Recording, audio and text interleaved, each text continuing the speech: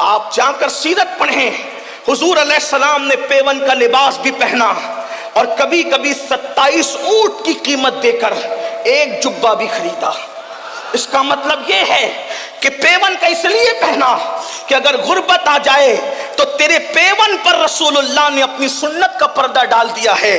یہ مطلب نہیں کہ کوئی محفل میں پیون والا پہن کر کے آئے گا تو لوگ اس کی غربت کا مذاق اڑائیں گے، بلکہ اللہ کے رسول نے پیون والا پہن کر غریبوں کے لیے سنت بنا دی۔ اور اگر کوئی قیمتی پہن کے آئے گا تو کوئی اس کو مغرور نہ کہے، 27 اونٹ دے کر کے جبہ خرید کر قیمتی پہننا بھی اپنی امت کے لیے سنت بنا دیا۔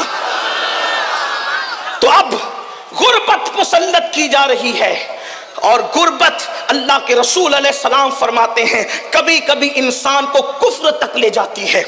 غربت کی وجہ سے لوگ کفر تک بک دیتے ہیں۔ یہ لوجوں میں بکنے والی بچیاں، ارتداد کا فتنہ، ایمان پر منڈلاتے ہوئے خطرات، اس میں سب سے بڑی وجہ ایک غربت بھی ہے۔ غربت کی چکی میں لوگ پس رہے ہیں۔ اس لیے میں بہت طویل میں عرض کر چکا ہوں کہ عصر کا وقت قریب ہے، جلدی سے اپنی گفتگو کو شارٹ کر کے مکمل کرنا ہے۔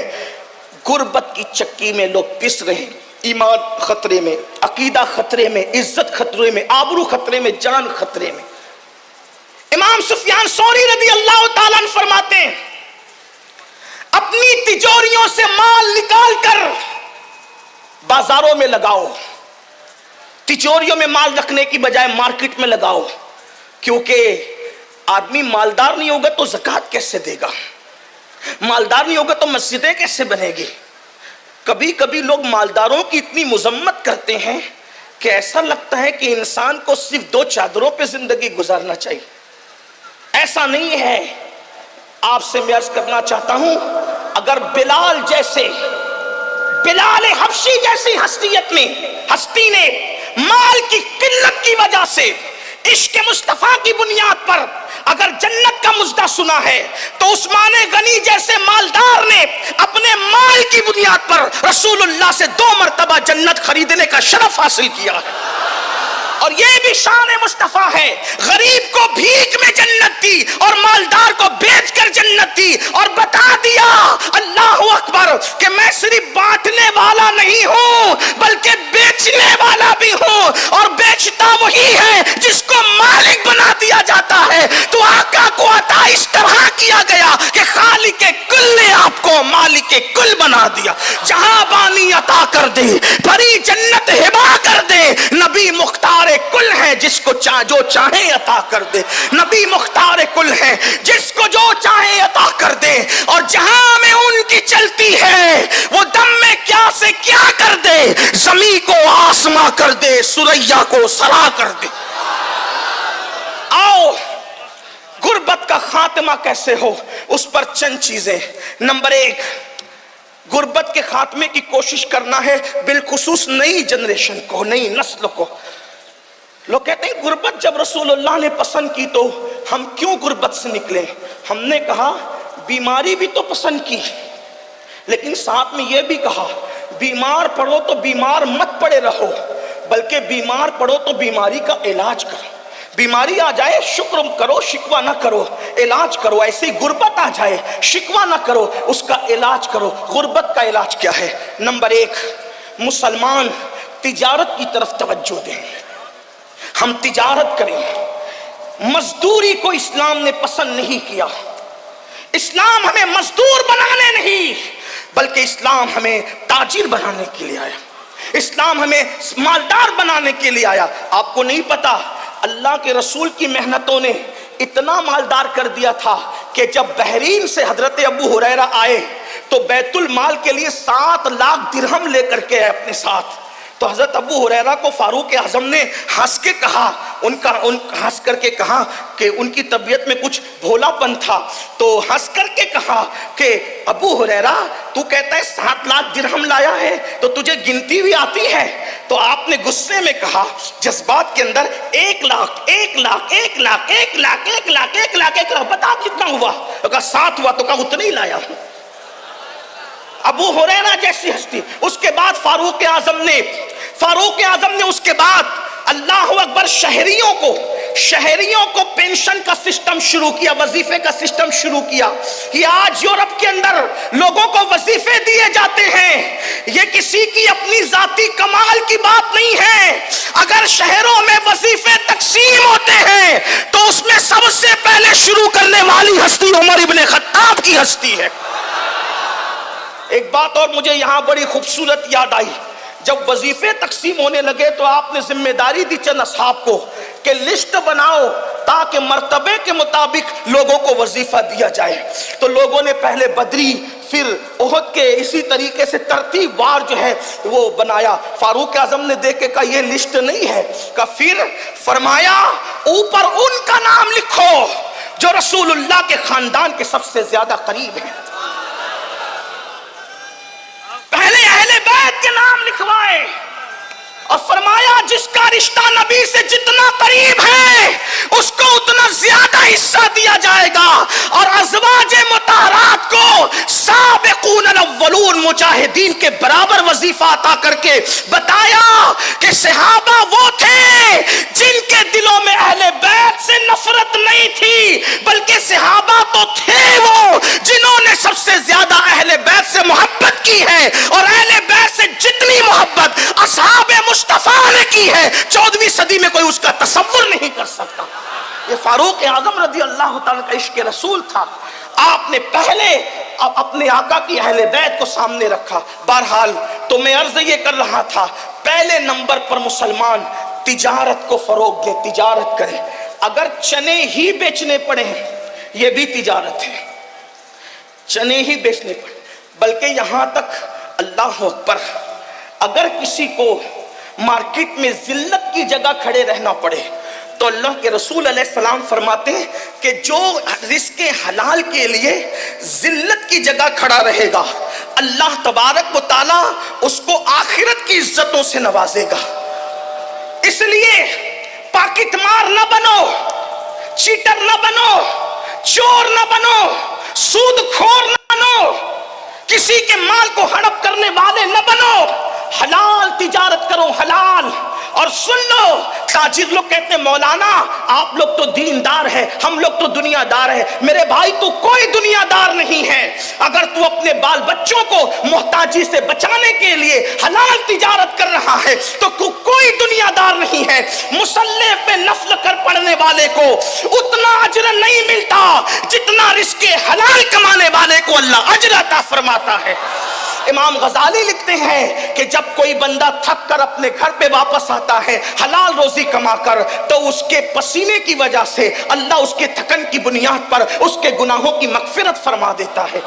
वाकया बयान करना मकसूद नहीं, आपने सुना होगा एक लकड़हारे के हाथ लकड़ियां काटते हुए सख्त हो गए, अल्लाह के रसूल ने उन हाथों को चूम लिया। नमाज की अहमियत अपनी जगह है, लेकिन बहैसियत नमाजी हुजूर ने किसी के हाथ नहीं चूमे। बहैसियत साइम रोजेदार हुजूर ने किसी के हाथ नहीं चूमे। बहैसियत मुजाहिद हुजूर ने किसी मुजाहिद के हाथ नहीं चूमे। लेकिन रिज़्क़े हलाल कमाने में जिसके हाथ सख्त हो गए थे हुजूर अलैहिस्सलाम ने उनके हाथों को चूमकर मोहब्बत का इजहार फरमाया और बता दिया गया जो हाथ हलाल कमाने में सख्त हो जाते हैं अल्लाह उस पर जहन्नम की आग को हराम फरमा देता है। इसलिए तिजारत को फरोग दो।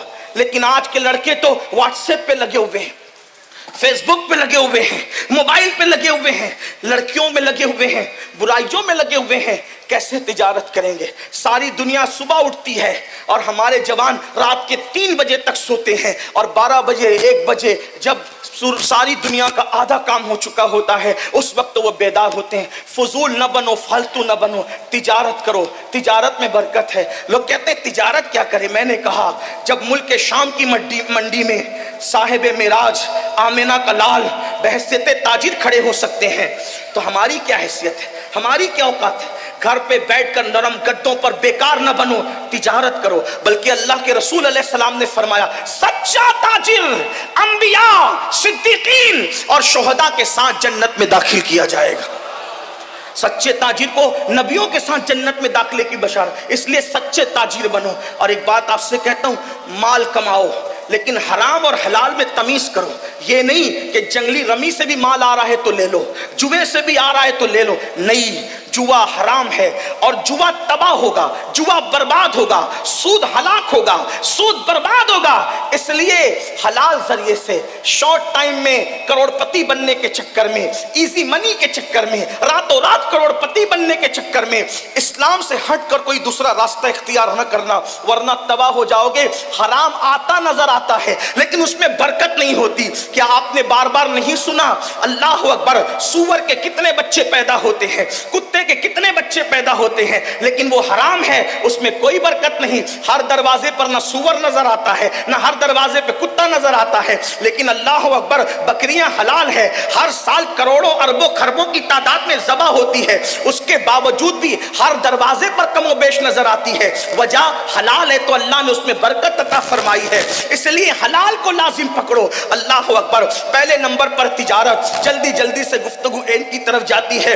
दूसरे नंबर पर ज़राअत, इसलिए कि अगर तिजारत नहीं कर सकते तो चलो किसान बन जाओ, ज़राअत का पेशा इख्तियार करो। हमारे अब्बा जान हजरत आदम अलैहिस्सलाम ने ज़राअत का पेशा इख्तियार फरमाया। अल्लाह अकबर। अंबिया अलग अलग पेशे से वाबस्ता रहे। अल्लाह अल्लाह। हजरत आदम अलैहिस्सलाम ज़राअत करते थे। अच्छा, ज़राअत और किसान बनने में फायदा क्या है? एक तो वो पैसा भी देता है और दूसरा अज्र भी देता है। यानी आपने जो पौधा बोया है, आपने जो दरख्त लगाया है, जब तक वो तर रहेगा वो अल्लाह का जिक्र करेगा, जब तक जिक्र करेगा आपके नामे अमाल में सवाब लिखा जाता रहेगा। जो उसके साए में बैठेगा आपको सवाब मिलेगा, जो उसके फूल की खुशबू सूंघेगा आपको सवाब मिलेगा, जो उसका फल खाएगा आपको सवाब मिलेगा। हत्ता कि अगर उससे चिड़िया भी दाना चुगेगी, अल्लाह आपको उसका भी अजर अता फरमाएगा और सदके का अजर अता फरमाएगा। यहां तक के दरख्त लगा के मर जाओगे तो मरने के बाद भी जब लोग उससे फायदा उठाएंगे तो अल्लाह आपकी कब्र में आपको आराम अता फरमाएगा। पैसे भी आ रहे हैं और अज्र भी मिल रहा है, यही मजहब इस्लाम की खुसूसियत है। नंबर 3, तिजारत, ज़राअत और उसके बाद फिर दस्तकारी, कारागिरी करो। आजकल लोग घर में बैठ के पैसे कमाना चाहते हैं। हजरत दाऊद अलैहिस्सलाम अल्लाह के पैगंबर हैं, अल्लाह के नबी हैं, सुलेमान अलैहिस्सलाम के वालिद हैं। आप रोजाना भेष बदल के निकलते थे कि मैं अपने बारे में पूछूं कि मेरी कमी क्या है। हालांकि जो भी नबी होता है उसमें कभी कोई कमी नहीं होती, क्योंकि नबी को अल्लाह कामिल व अकमल बनाकर भेजता है। चाहे उसका नसब हो, चाहे उसका हुस्न हो, चाहे उसका इल्म हो, चाहे उसका तकवा हो, उसका बोलना हो, चलना हो, फिरना हो, मासूम होता है नबी। लेकिन जिनके रुतबे हैं सिवा, उनको सिवा मुश्किल है। अल्लाह के पैगंबर दाऊद अलैहिस्सलाम जो है वो पूछते थे भेष बदल कर कि मैं अपने बारे में पूछूं क्या कमी है। जिससे मिलते थे सब कहते थे क्या पैगम, क्या इंसान है, क्या हस्ती, सब तारीफ करते थे, लेकिन आप मुतमईन नहीं होते थे। कुछ तो है, कुछ तो है। एक दिन अल्लाह ने जिब्रील अलैहिस्सलाम को भेजा, कहा आप जाओ और बताओ, आईना दिखाओ क्या करना है। हजरत जिब्रील आए इंसानी शक्ल में, उनसे मुलाकात होगी तो कहा दाऊद कैसे? कहा आदमी बहुत अच्छा है लेकिन अपने हाथ की कमाई नहीं खाता। आदमी बहुत अच्छा है मगर अपने हाथ की कमाई नहीं खाता। अगर अपने हाथ की कमाई खाए तो फिर और बात है। पलटे रोते हुए और अल्लाह से दुआ की, मौला मुझे कोई हुनर सिखा दे।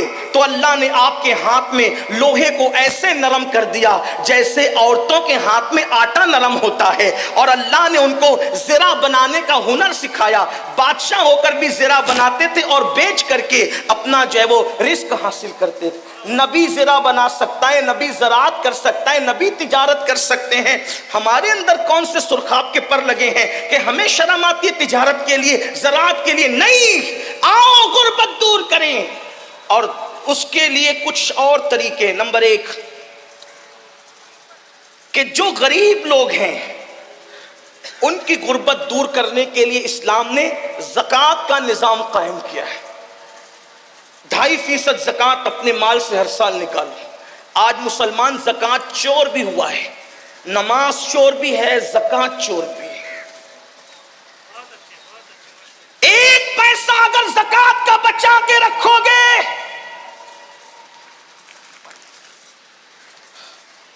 1 पैसा अगर ज़कात का बचा कर रखोगे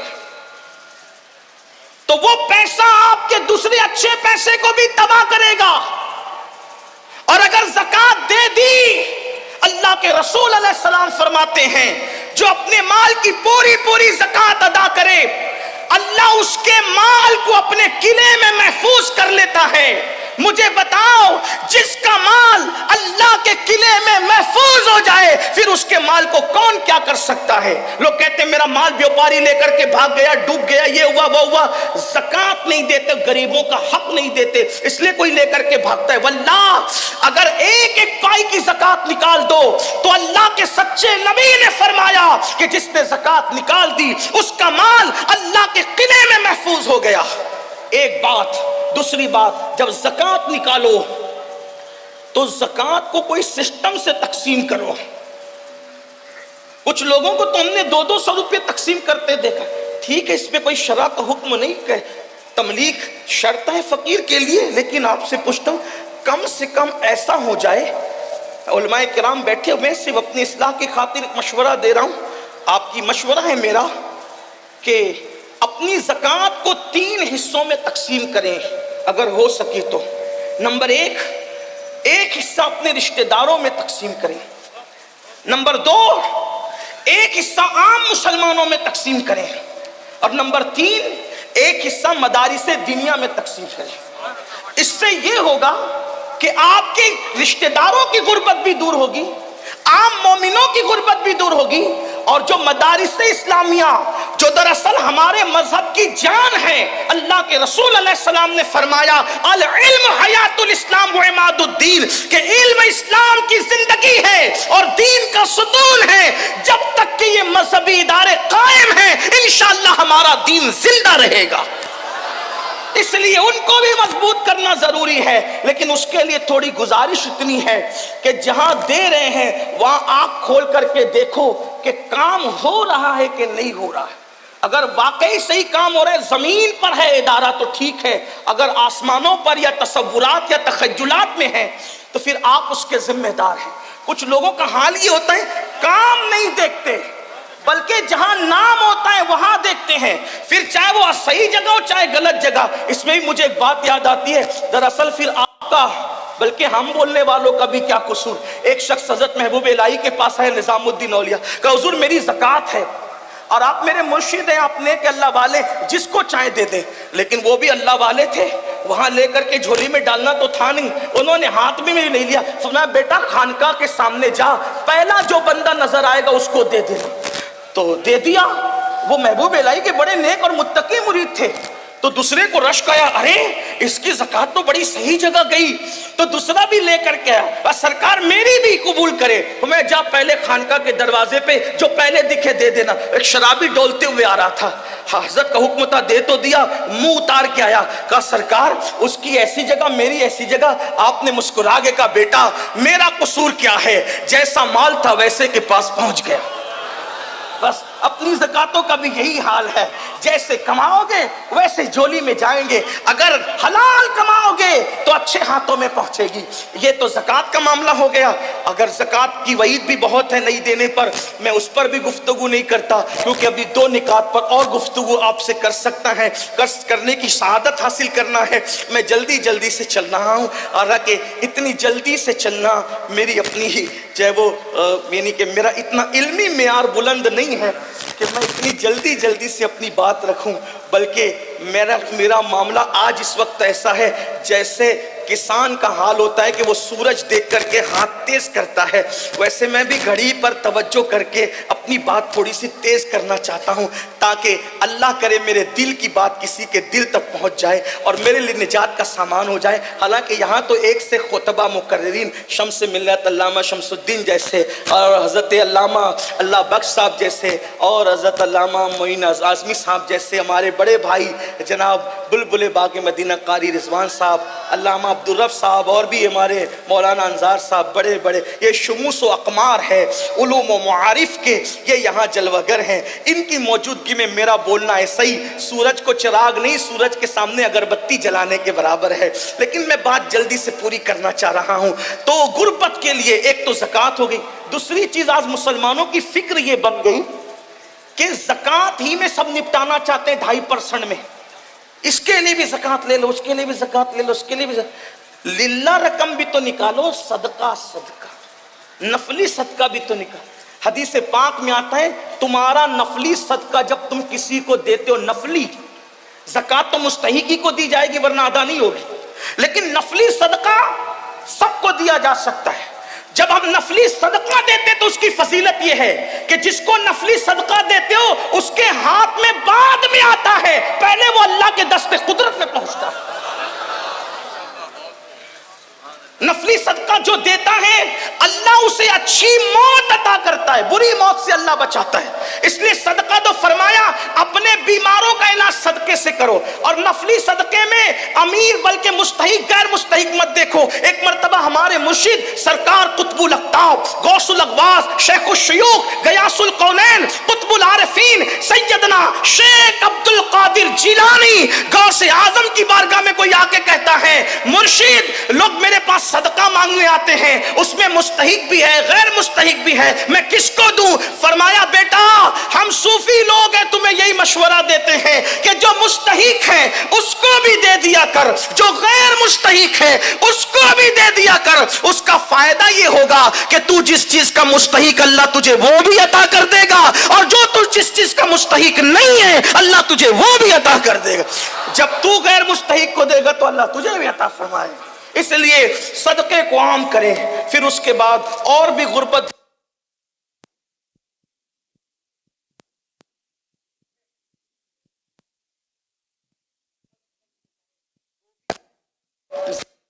خربوں میں نکلے گی، خربوں میں، لیکن بس صحیح تقسیم کی ضرورت ہے۔ خدا کرے اللہ ہماری قوم کو شعور دے۔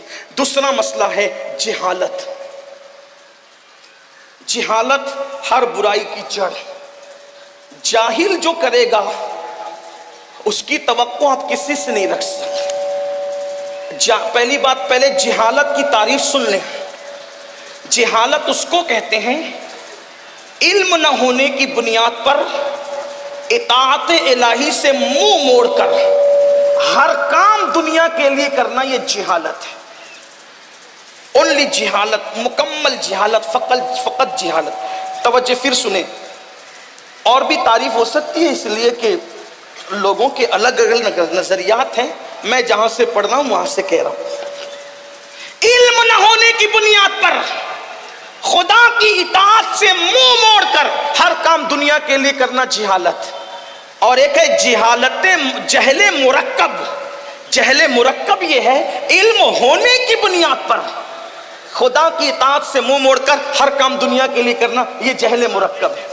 تو جاہل سے بھی بڑا جاہل وہ ہے جو جہل مرکب رکھتا ہے۔ لیکن آپ سے کہنا چاہتا ہوں اسلام ہر جہالت کو مٹانے کے لیے آیا ہے، اس لیے ہم علم کی طرف توجہ کریں۔ آج دیکھیں نماز پڑھنا نہیں آتی، جہالت۔ وضو کرنا نہیں آتا، جہالت۔ نماز جمعہ کے مسائل نہیں معلوم، جہالت۔ حج کے مسائل نہیں معلوم، جہالت۔ ماں باپ کی نافرمانی نہیں معلوم، جہالت۔ عورتوں پہ باپ کی نظر، جہالت۔ زنا، شراب، یہ سب گندگی جو پھیلی، جہالت۔ قتل، غارت گری، جہالت۔ یہ سب جہالت کے مسائل ہیں۔